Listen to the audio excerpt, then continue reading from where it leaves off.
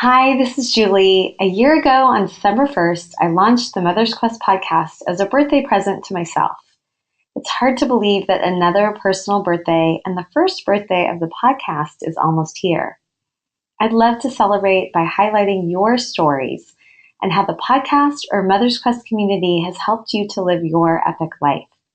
Go to mothersquest.com and use the SpeakPipe tool to leave me a 1 to 2 minute message for a chance to be featured in this season's finale. Everyone who submits will also be entered into a drawing for a free signature coaching session from me and some other prizes from other amazing moms in the Mother's Quest community. Can't wait to hear your stories and celebrate with you. Now onto the show.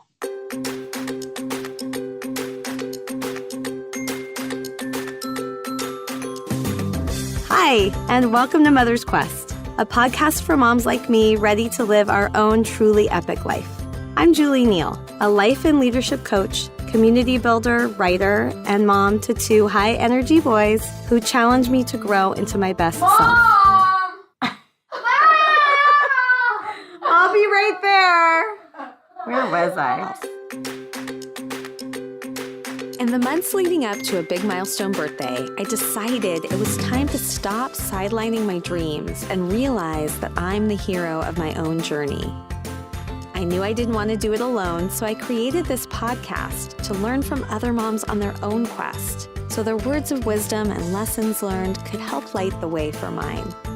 I created this podcast for myself. Come along with me, and you'll find some treasures of your own.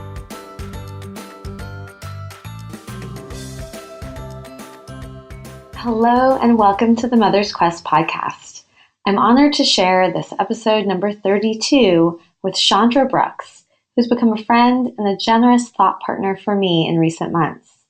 Chandra is a wife, mother of 4, author, entrepreneur, and the Northern California staff director for SEIU-United Service Workers West. Born and raised in San Jose, California, her passion is community, civil rights, social justice, and improving voter outcomes and civic engagement in communities of color. She's also an appointed commissioner for Santa Clara County's Commission on the Status of Women and Girls and chair of the Justice and Advocacy Committee and elected delegate for the California Democratic Party. In 2017, Chandra launched the SocialPreneur, a purpose-driven business that prepares potential candidates to get ready to run for political office and mentors women to own their power and leadership within their company, business, and community. I reached out to Chandra because I wanted to talk with her in the week that she released her new book, Black, Brown, and Political: Get Informed, Get Empowered, and Change the Game, which provides easy to navigate tips and inspiration to help women of color get involved in local politics. Before I share more about this episode, I want to introduce Titilayo Tinubu Ali with this week's dedication. Hi, it's Titilayo Tinubu Ali, and it is my pleasure to dedicate this podcast episode to my mother, Dr. Gloria Bromell Tinubu. So my mother was actually born on her mother's birthday on the grounds of Brickgreen Gardens in Georgetown, South Carolina, where my grandmother worked as a maid. Both of my grandparents had less than an elementary school education, but they were determined to see their children get the education and opportunities that they never had. So my mom worked really hard to make their dreams come true. She started by graduating second in her high school class. Then she went off to college at Howard University in D.C. and majored in fine arts. While she was there, my grandfather gave her a sewing machine, a bike, and really their love, and sent her off to the big city. And they would send her care packages and homemade biscuits and Vienna sausages to sustain her. And it turns out that, that's all she really needed. She graduated from Howard, and then she knew that in order to lift her family up and to really help South Carolina families rise up out of persistent poverty, that somebody in their community needed to know something about economics. So my mom then went to graduate school, and she became the first African-American woman to earn a master's degree in agricultural and economics from Clemson University. She later then became the first African American male or female to receive a PhD in applied economics from Clemson. Because she was a rock star, my mom would then go on to get married in grad school, and she and my dad had 3 of the 4 of us while they were in grad school. And in fact, she defended her dissertation and then the next day went into labor with my younger brother. So how's that for mother magic? After grad school, they relocated to Atlanta, and that's really where my mom got incredibly involved in state and local politics.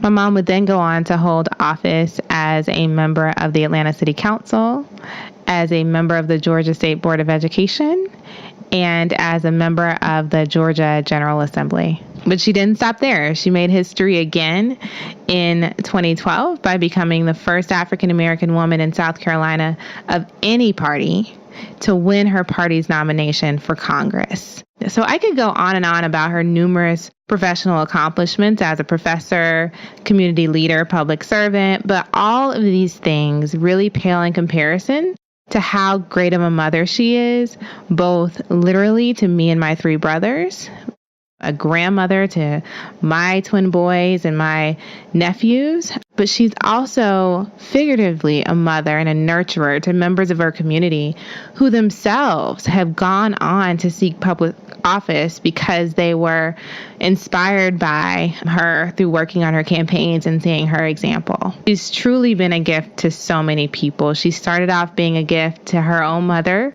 on her mother's birthday, and she's truly been a gift to me, to my family members, our extended family, and so many members of the community. I love you, Mom. I loved every moment of this dedication. I was so inspired by Titilayo's mother's fierce pursuit of education, leadership in politics, mentorship of other women, and mother magic. These are all things reflected in Chandra Brooks's epic life. In this episode, we got to dive deep into the influences which drove Chandra to own her voice and reach her fullest potential. She shares how her mother led her by example to stand up for herself as a woman at a young age, how her uncle unknowingly nudged her to strive for greatness after doubting her future when she became pregnant as a teenager, and how her own ambition, value for education, and commitment to political leadership helps her inspire generations, from her 12-year-old son to the women she mentors, to sit at the table and own their power. I didn't realize when I scheduled the interview with Chandra that we would be talking the day before the November elections. The conversation couldn't come at a better time, and her challenge to me inspired me to go out and do another round of precinct walking with my 5-year-old that afternoon. It was thrilling to wake up the next day to news that so many women of color, including one woman my son and I had supported the day before, had been elected. Chandra, with her new book as a resource, is a powerful force to fuel this growing movement of women stepping into more leadership. I hope this conversation will inspire you, as it has me, to be part of this movement and to more fully own our power to make a difference. I'm Julie Neal, and this is Mother's Quest. Chandra, welcome to the Mother's Quest podcast. We've had you as a feature on our blog in the past, and I've always wanted the chance to be able to be in conversation with you and share it with my community. So I'm grateful for this time with you today. Thank you, Julie. I really appreciate it. You know, I follow your work and everything you're trying to do, and I admire it. And I'm so grateful for you for being an ally in the community and supporting the activism and the work that several people are doing, and you supporting it and giving it a highlight. So I really appreciate that. Thank you. Well, you have absolutely been a very supportive thought partner for me in that process of moving into more activism and beginning to have conversations about race.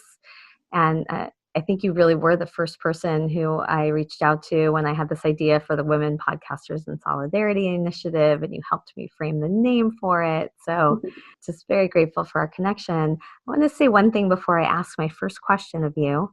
You know, often when my guests get scheduled or it comes together, I have a very specific thing in mind. And sometimes I schedule it and I don't even know or realize what the reason is. I just sort of trust.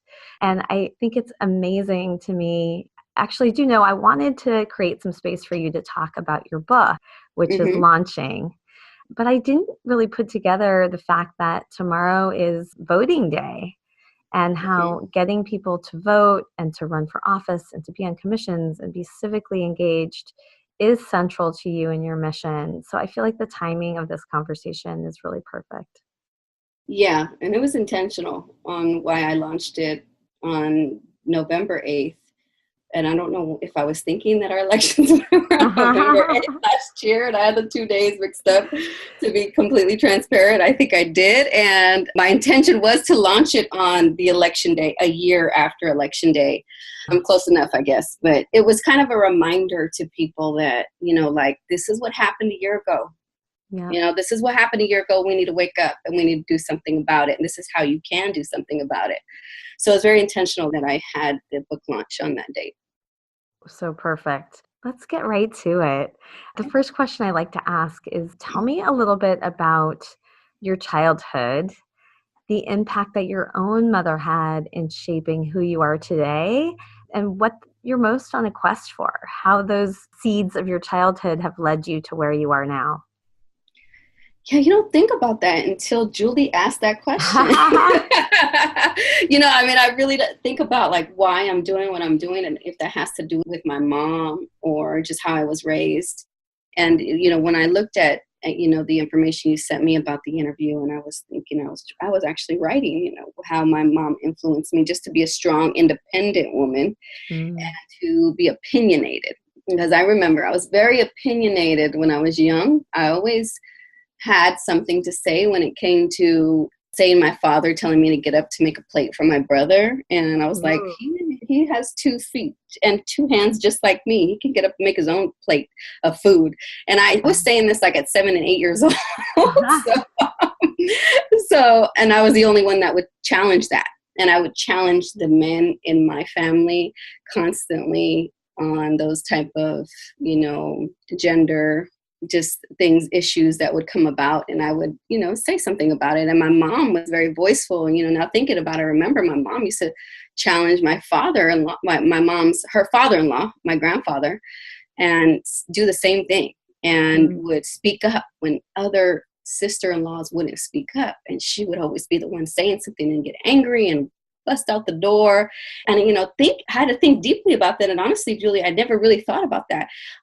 Seeing her doing that was a resistance, right? She was not going to just fall into that. Yes, I am the subservient wife that's going to serve you and, cater to you and do what you guys say I'm supposed to do. I'm not going to do that. So she would challenge that. And I think that that's where I got that from, that it's okay and you're going to be fine. And you need to say something because it's not right. So I think that I'm pretty sure that that's where that came from. But also, thinking about it, growing up as a teenager, I've had many women in my life that have been impactful, not only in my mom in that way, and she's always a hard worker and always was a great mom. But then I had, friends, boyfriends' moms that I was very close to, and seeing different cultures and being involved in all these different cultures that really gave me an identity and gave me who I was. So I'm grateful because I've learned from many mothers. My mother, I've learned from no nonsense Black mothers that, were no nonsense and taught me how to, use my voice, taught me how to be strong and get through certain situations that normally I'd probably crumble, but gave me a strength by watching them and seeing their resilience and going through certain issues that taught me how to be stronger than I thought I really was. I love that because in Mother's Quest, I talk a lot about the power that we have in helping our children grow in the ways that we want them to through our own example. So I love hearing and imagining your mom using her voice and how you were able to model that, but also the other women in your community that were mothering you and showing you the way too. What would you say you're currently on a quest for now? I'm on a quest to educate the world, honestly, on how much power we have as individuals and how, we can really make that change that we want to see if we all took action, if we all understood the places and the opportunities that are there for us to have a voice and to be at the decision-making tables, and that we all have that ability to be on these decision-making tables, and how they can do it. So that's my quest, is to teach, even though it's not a popular topic, it's very unpopular. I mean, it's popular right now in the big news media, and I think at a national level when it comes to Trump and, everything going on at a national level, but locally, people, it's just not popular. It's just not sexy, right? And I think that that's what I've been doing the last 8 days, is educating, trying to make politics sexy in a way where people see movies and individuals and music and it's sexy to them. And I want to make it something that is interesting and intriguing to people and empowering. So that's kind of my quest right now, is to educate the masses in owning their power and understanding that, giving them tools on how to really, really take action now.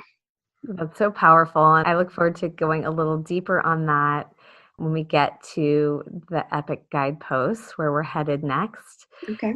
But before we move to the guideposts, I'm curious, sometimes I talk about like an EPIC snapshot moment, those moments in our life when time slows down and you realize that you're presently experiencing everything that you really stand for, everything that you strive for. I'm curious if there's one example on your quest to help people and yourself take action. What's one time where you felt like it was really, you were just completely hitting the target? There's been a few, but actually, I think just recently that has happened, because I've had this passion for a long time, and I've actually did a workshop about 3 or 4 years ago called Sit at the Table or Be on the Menu. So this has been something that I've been passionate about, but I haven't really just went full-fledged into it on how I could really educate the masses and not just my small little community here in San Jose or the people that were following me that would come to my workshop. How could I do it at a bigger level? And I think that this is, something just recently, with my book, being able to say, I think I'm onto something, and the interest that people are showing in it around the country, that it's something that it's like an aha moment to people. And even though, I feel locally, I think because my audience and on my own social media is not, they're all politicos that are into this already. So it's kind of common sense to them. So that's not my audience. My audience is the non-political people. And that's exactly who I'm trying to touch. I'm trying to touch those people that knew nothing about it, really didn't care about it at all, and really attract those people. So I could care less about having the support of any politicians or any people that are, part of the local Democratic Party or local Republican Party or any of these Democratic clubs, political clubs. I want those people those young people that know nothing about it, that I'm empowering. So I think that this is where I feel like I'm onto something, because this is the non-political people that are my target audience. So really trying to find those people and get this education to them. So that time has been just now and recently. Yeah, how exciting. Well, I know you've been following Mother's Quest, and you know that the hero or heroine's journey has been a really strong metaphor for me in terms of, realizing that we're the author of our story and paying attention to those callings and not quieting them. And I really resonate with what you were just explaining about, like, there was this work that was coming up for you, and it wasn't that you weren't doing it at all, but it came into much sharper focus, and you focused on the path in a different way. Right. So I want to dive into this idea of living an epic life, which connotes, living your heroine's journey. And also, EPIC is an acronym mnemonic for the guideposts that I think help us live that life when we're raising our children, which we both are doing right now. So the first guidepost, E, stands for engaged, and that's about being engaged mindfully with our children. Tell me a little bit about the children in your life and how you engage mindfully with them. Well, I have 4 children, 2 stepchildren and 2 that are my own, but I really claim them all and I've raised them all from 25 to 12. Wow. And I have one grandson. So what I really try to do is make sure that I'm a great example for them and that they're paying attention. And then when I find out they're paying attention, it's just awesome that, I figured that out. They are paying attention. They are getting this and they're understanding. And so talking to them about this stuff and not just, I think sometimes as our parents, what I noticed with my parents is they were so busy. You didn't know really if they were intentionally sitting down and trying to teach you a lesson. And, even though I was learning from them and I didn't even realize at the time that I'm learning from them. But although I know my kids are learning from my actions, sitting down and intentionally showing them things, like I have these Black history flashcards for my son and really teaching him about history and understanding where it comes from and the greatness that he comes from and really feeling pride in that. But also understanding the power that we have as people and the activism work and the work that I'm doing, understanding what mom really does and how important it is. And I really need you as my son to feel the same way and to, model that in your schools and be the person that I'm trying to raise. So sitting down and having these conversations with him. And as he's my youngest, he's the only one still in the house. I really try to intentionally do that with him constantly. And I get the reassurance that this is working when I hear stories, when I sit down with teachers and they tell me, I was talking to Kasaya and I was asking him, what are you going to be when you grow up? And everybody's saying doctor, lawyer, teacher. And Kasaya says entrepreneur. Mm-hmm. He says entrepreneur. And I'm going, because I want to be my own boss and I want to create, exactly what I want to create. And, he's saying these things. And then also when she talks about, well, how can you make change in your community? And he says protest. He's giving these ideas and the teachers are loving it. And they're just like, where does he get this from? Because he's the only one saying this stuff. So when I get confirmation that I'm intentionally raising my son and he's getting what I'm saying and doing. I really appreciate that you're doing both and that you're mindful about both, that you're realizing that there are things that he's seeing and experiencing and learning from you all the time. And that you're also setting aside time really intentionally to share something with him. I love that. Well, let's move to the next guidepost, which is P. It stands for passionate and purposeful. And this is about the work that you're doing in the world beyond your family. You started to tell us a little bit about that, but why don't you share more about your book and your own purpose-driven venture and what you see ahead for how you want to make an impact? So the book is called Black, Brown, and Political, and it's about, helping or engaging and educating the communities of color on how to get informed, get empowered, and change the game of politics and activism and civic engagement, all these things, and understand where, how they can do it. Because to me, I feel like people don't know what they don't know.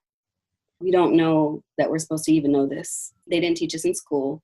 We didn't learn from our parents. We didn't hear it on television, on radio. It's not engraved in our brain to really get involved and they'll understand the power that we really have if we did. So I wanted to create a short, very, clear-cut book that gave basic tools and information to get people not only maybe a little angry, but a little empowered to say, oh, okay, this is how it's done. It's that easy. Oh, okay, I'm going to get up, I'm going to do something. And because to me, something is better than nothing. And I felt most of us were not doing something. A lot of people tell me, I'm not into politics, Chandra. This is just not my thing. And I don't like it. And I'm like, well, you should. And you need to be because you're angry about X, Y, and Z going on, but you're not doing anything about it. And they're like, well, what is me coming out to a protest or action going to do? And, I tell them, if you partner that with some real advocacy and action, things can really change. But also you have to have the numbers as well and more people to do it with you. But, really educating them on this stuff is something that I'm very passionate about. And empowering is so powerful to me. It's like when I teach people this, and I think I got it when I did my first workshop on sit at the table or be on the menu. And when I really taught people how to sit on commissions, even though it seemed like a very small little thing, they didn't even know what a commission was. They didn't know what a commission could do. They didn't know the power that a commission had. And so once they figured out, oh, you don't have to have all these credentials to sit on a commission. You could just be a regular community member, constituent that wants to be involved, and you could get appointed. Yes, you can. And once they figured that out, and I seen the empowerment that I gave people, that's where it really kind of, drove me to write this book. Or I already had this vision in here for a long time, but to really write a book and really start getting the message out using social media and using the internet to really put that message out there to make people understand. So that's kind of where that passion came from, and understand that I didn't get tired of this. This wasn't something that I really get drained from doing. I love talking about it every day. So I feel that this is my purpose, because it's something that's always inside of me, and I could talk about this forever. And usually when it's something that you can talk about forever and for free, that's usually your purpose. You're on the right path. Exactly. I'd love to hear, I know that you're currently on the Santa Clara Commission on the Status of Women and Girls, and I'd love to hear an example of the advocacy work that you're doing there and a change that you've been able to affect by being on the commission. So just recently, we did a tour of the women's side of the jail. And these are two things that happened. And this is just recently, even though I do have a long list of things over the 4 years that we've been able to advocate for. This one, I don't know why it stands out even more, maybe because it's more recent. But we did a tour of the Elmwood facility in Milpitas, California. And this was the first time I've had the opportunity, because I missed it the last time, to do the full tour of the full facility. Every month we just go to the women's side and we talk with the women. But this time, and this was about 3 or 4 weeks ago, I was able to do the tour. Probably is actually longer. It's like 4 or 5 weeks ago. I did the full tour.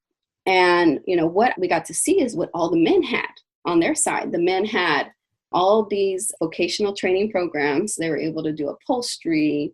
They were able to make like plaques and, stuff, woodwork and auto body. So they had all these trades that they were able to do. And then you go on the women's side, and the women have embroidery. And then their embroidery machine that they were using has been broke for a whole year. And so, I questioned that, and I was like, what's going on? What's going on with this embroidery machine? And I don't even like the embroidery idea anyway, because I think it's old, and I don't even understand what kind of job they're going to get when they come out of that jail, what kind of job they're going to be able to leverage with that skill, other than working at an embroidery shop that you never see anywhere anymore. So I have a real issue with that, and I've already spoken about that to them. But that's the only program that they have for them to learn a skill, a vocational skill, and it's been broken for the last year. So what are you guys doing? So, right away, I, made sure that we got a meeting with the captain and the lieutenant that oversees the side of the women's jail, and she didn't even know.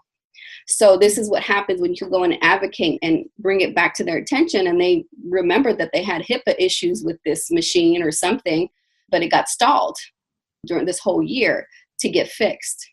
But also, that got fixed, but also addressing why aren't the women able to come and participate in these vocational programs like the men? Yeah. And they were like, well, we don't like to commingle. And okay, well, then you rotate days, right? You rotate days. There's always simple solutions to really get this done. So then when you call them out on it, right, and you do it, this is how change happens. And they're putting in the works to make this happen, to make sure the women have the opportunity to be in these vocational programs that the men do. And the men are able to go in and get these jobs, and women are kind of stuck and without a skill when they come out of jail and they go back to living a life of crime like they did before. So it's very important, and I'm really interested in seeing the statistics, coming out, the recidivism, if it affects it, by them being able to have a skill when they come out and really have these certificates to really maybe find a job that will help them and that'll benefit them and keep them out of jail. We need to fix this, and how can we get this fixed? And then how can we support as the commission? Because we still have to go take this to the Board of Supervisors and say, okay, this is what we've seen. Now we need to allocate some funding to make this happen. So it's steps and processes, to first call it out, but also to make sure there's resources in order to make it happen at the same time, because they have to change a whole lot of scheduling, structures, staffing. all this comes into play, but that's what we're here for. I want to carry it out to the end. So that's something we're working on right now. And then, the library issues, the men's library is beautiful, beautiful library. Everything's organized, labeled. They have beautiful books and tables, and it's just a beautiful environment. And you go to the women's library, and it's like a storage unit with books that are from the 80s. They're Wow. old, yellow, beat up books. And it's like a junky room. And so, people have been trying to get in there to clean it. And they were saying, oh, you guys can't come in from the outside and do it. I finally sat down with the lieutenant and the captain, and I said, when can we make this happen? Because I've been trying to do it for like a year now, and it hasn't happened. And they said, oh, well, you guys could come in. What's the issue? You guys can use our cleaning supplies. You don't have to bring outside cleaning supplies. So it was just like a misunderstanding, a miscommunication why it didn't happen a year ago. And now it's happening. So we're able to bring in fresh books, clean books for them to read, and for them to have a nice library like the men do. So this stuff wouldn't change unless we were commissioners and we weren't using our voice and using our power to really change things. I'm also curious to hear, if you've had a chance to get to know some of these women and their stories, what an example would be of somebody who found themselves there, and why having access to education and vocational training could make such a impactful difference. A lot of these women have just grew up in a crime family, in a family of gangs, and that's all they knew. All they knew was, gang banging, shootings, drive-by shootings, repping your gang is your family. This is just, their parents were gang members, right? Mm-hmm. And this is their daily life. This is all they knew, is a life of crime. And their brothers were committing crimes, their sisters were committing crimes, so they're committing. It's like natural to them. It's like everyday life. It's just what we do. And so they don't know anything different. So once they come into a place, and even though it's jail, they're offered an opportunity to see something different. Oh, I could make money doing this, and I like it, and it's fun, and it's interesting. I'd rather do this than continue to live a life of crime and get myself back here, because being here is miserable. So once they realize that, and they know there's more to life than just living a life of crime, because that's all they know. You'd be surprised, people haven't been outside of their neighborhoods. They haven't traveled to Modesto. They haven't traveled to Monterey, San Francisco, Oakland. They haven't been out of their vicinity in their hood. So they don't know anything different other than what they see on TV. So when they have a tangible opportunity to do something different, most of them jump on it. So most of them want to change, especially if they're motivated and empowered to do it. I mean, of course, I think what you're describing in terms of creating an opportunity for these people who are in jail is important. And I feel like if we did a better job as a society to provide resources, equitable access to education, and all of these things earlier, these women wouldn't find themselves in that position. One of the things that I've been learning more about is just, where we as a society are allocating our resources. I'd love to hear, so the I in EPIC stands for investing in ourselves. I'd like to start with, in the communities that you're working in, where are the places where we could be making investments, even with young people, so that this sense of opportunity and education and exposure to things are happening sooner. Mm-hmm. What are your thoughts about that? And then I'd like to hear a little bit about the ways in which you invest in yourself and how you have been able to come to this place where you are, living such a full and impactful life. Yeah, I think that what we can do as a society is really understand these communities a little bit more and get to know them a little bit more and go into them and really understand them and talk to people, but also putting programs within the schools that need it.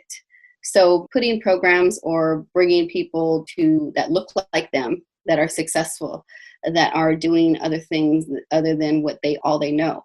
So, bringing in successful entrepreneurs, bringing in doctors, bringing in, lawyers and people that are doing amazing things and showing them that they can, and people like you are doing it too. And people that have grown up in a similar situation look like you can do it as well. And you can do it as well, but also them seeing images and teachers that look like them And I've seen this in schools where, they have teachers that look like them, and then they lose them very quickly because these teachers teach differently. They're not just, they're not the cookie cutter type of teacher. And, I've had to advocate for some teachers that, especially Black male teachers, that they were being very effective, but because they, would come across differently to parents, and parents weren't used to them, they would be discriminated against, or they would be judged by the way they either talked, and were intimidating to some people because they might have spoken up a little strong and had some authority, and to them it was intimidating. And then they said they were intimidating the parents by the way they talked to them, but they were actually just talking in a normal tone. But because of their skin tone and because of their demeanor and confidence, it came across as arrogant and kind of aggressive, when it was nothing of that nature. So, seeing that and being able to, making sure that we keep those type of teachers in the schools for our kids so they have somebody to look up to. I think that's one way, but also, looking at your school boards, within your own community, and making sure that the school boards are reflective of those communities. And if they are not, what can you do to make sure you find candidates, local candidates of color, or that look like the community that they're serving, that are sitting on that board and that are looking out for that community. And you have to find those people, like in neighborhood associations, local grassroots activists that you can put there, but you have to go and grab them and say, hey, you should run for school board because we need your voice there. So really being proactive and grabbing young leaders that might not even know what they can do. They have a voice, they have a strong voice, but they don't even know that they can go run for school board, and we need them there. So really being proactive and finding young leaders. And if you can use your position and your power within your own community to make sure that we have an equitable school board and that it's a reflection of that community that's needed, then use that. Yeah. Use your voice and use your power to make those type of things happen. So great. And tell me a bit about your own personal learnings around investing in yourself. Where were the moments and the places where you made choices that you think were critical to where you are now? Ooh. I think that, critical time was when I became a teen mom, and I knew that I had to do something more. It wasn't just about me, and that I had to help other women and other young women that maybe are living in the same type of environment, and understand that, you need to focus on your education. So I think at that time when I became a mother and a young mom, I wanted to really go into action right away and help other young moms figure out that that's not the end of the world, because my uncle told me that. When I first told my parents I was pregnant, he said, well, you might as well just give up now, because you're going to be on welfare and you're just going to continue to have more babies and you're not going to amount to nothing. So he said that to me, and that's always stuck with me forever. It has stuck with me because, I was going to prove him wrong. I knew he was wrong when he said that. I was just like, that's ridiculous. How could you even think that? But that's really what he thought. And he has empowered me to continue to strive for greatness constantly because of his words. And now I'm like his favorite niece because of everything I'm doing.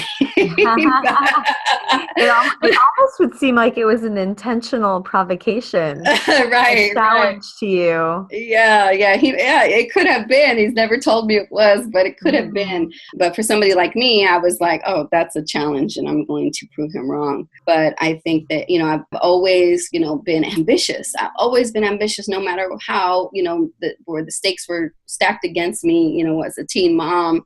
I've been in an abusive relationship.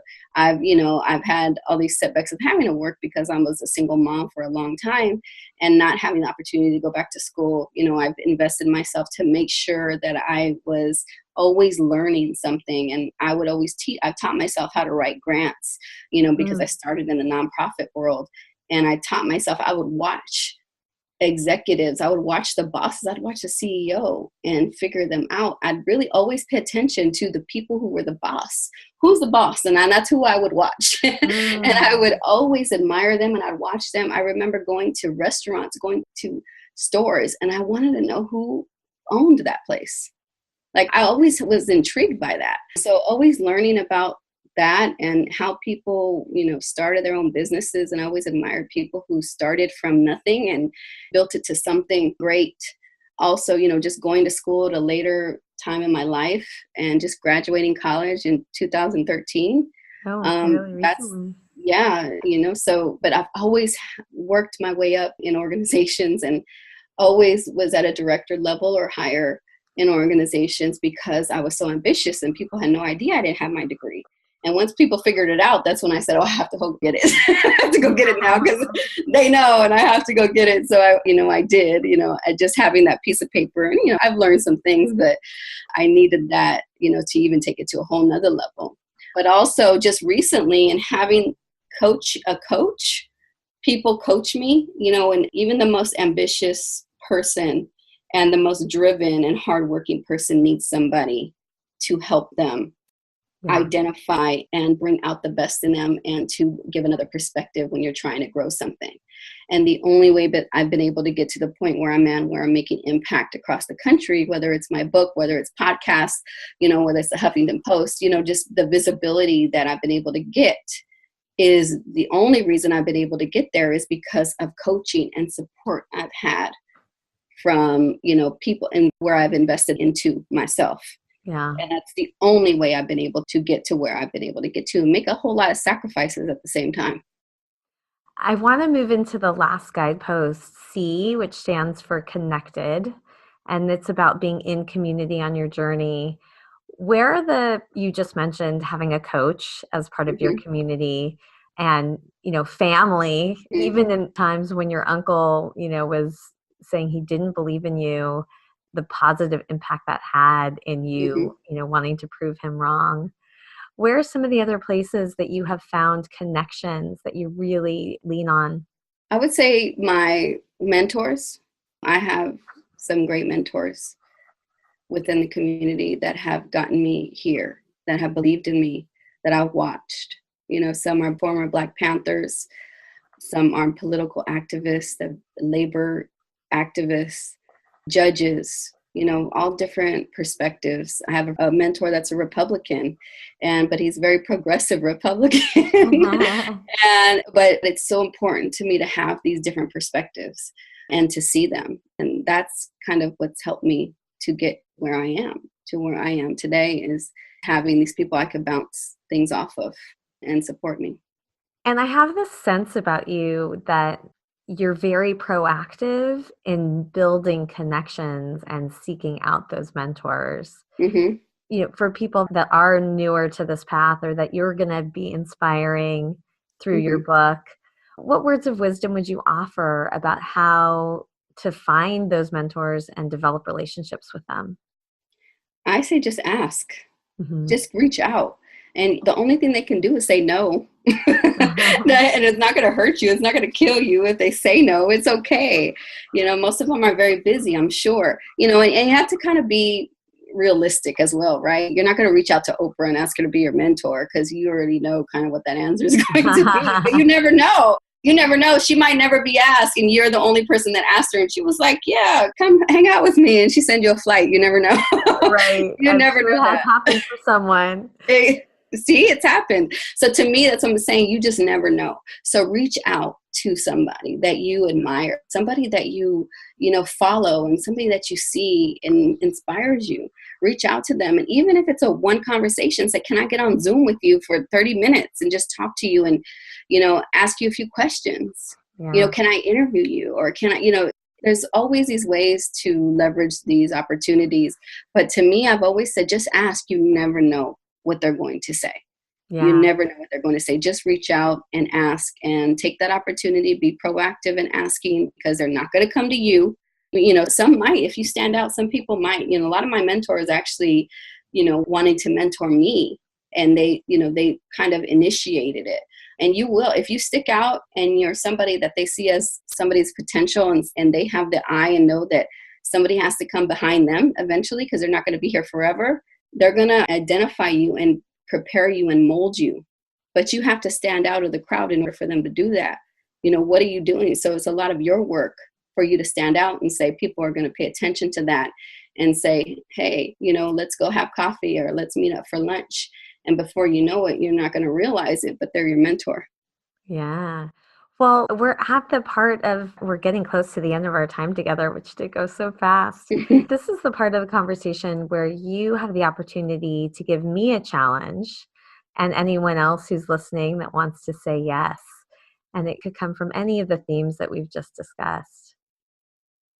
Well, I'm going to stick to what I always stick to and a call to action, and that is to everybody on here. You have the opportunity to join a school board. You have the opportunity to start a neighborhood association within your city council.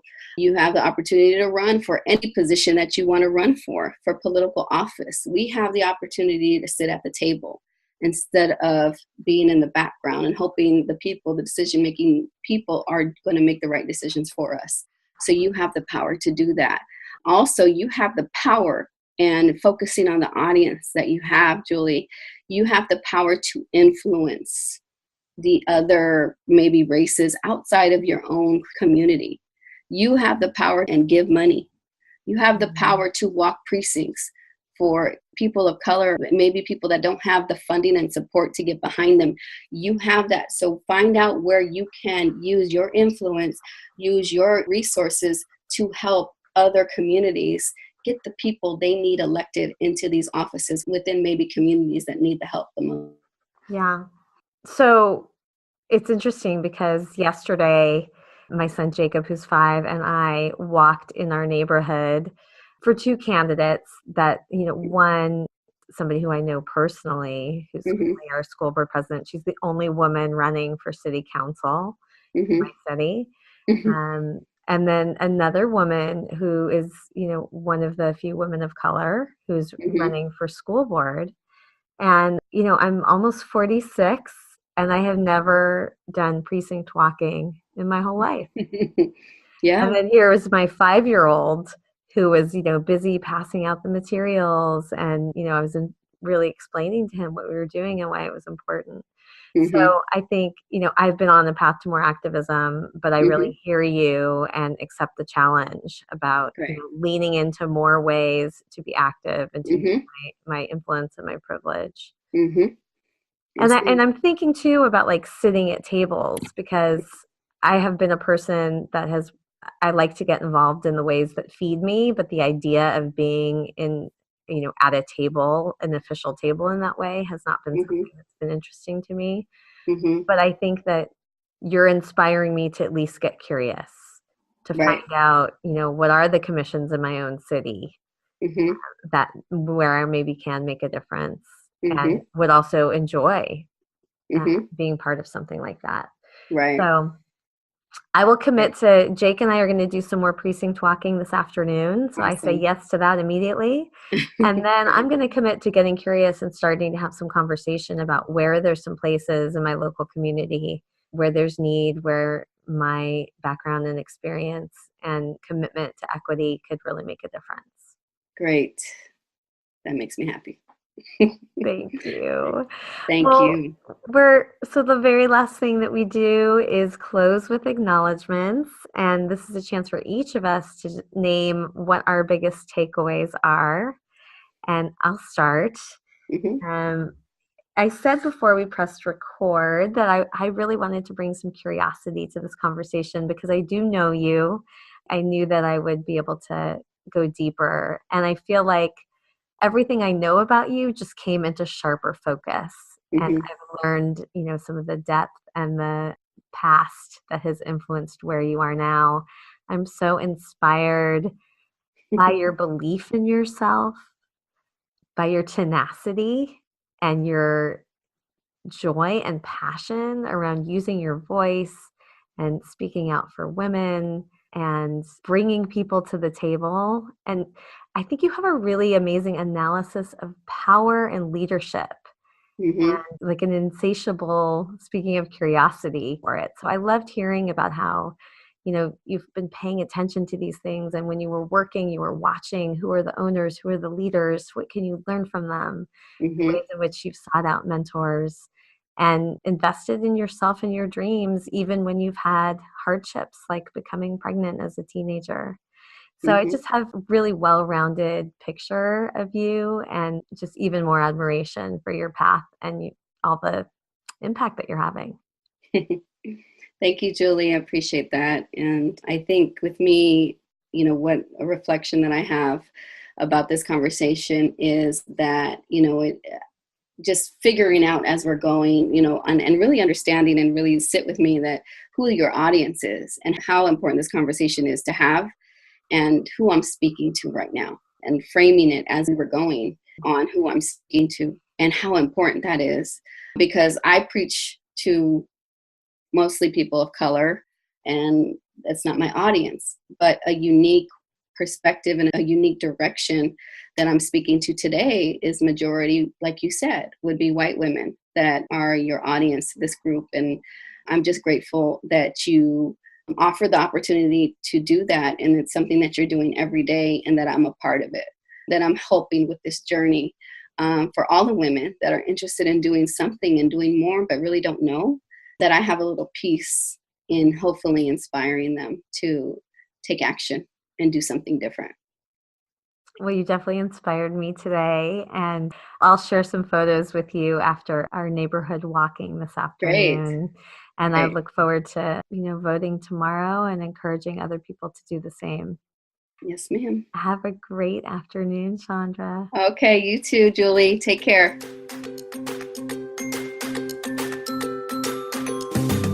Thank you so much for coming along with me on this episode of the Mother's Quest podcast. I hope this conversation sparked something that will help you live your epic life. If you'd like to get show notes and learn more about how to join the Mother's Quest community, head over to mothersquest.com. And while you're there, I would love it if you would follow the prompts to subscribe, leave a review on iTunes, and help us spread the word. I want to end with some words to light the way on your quest. Seize the day, love your people, honor your gifts. Until next time.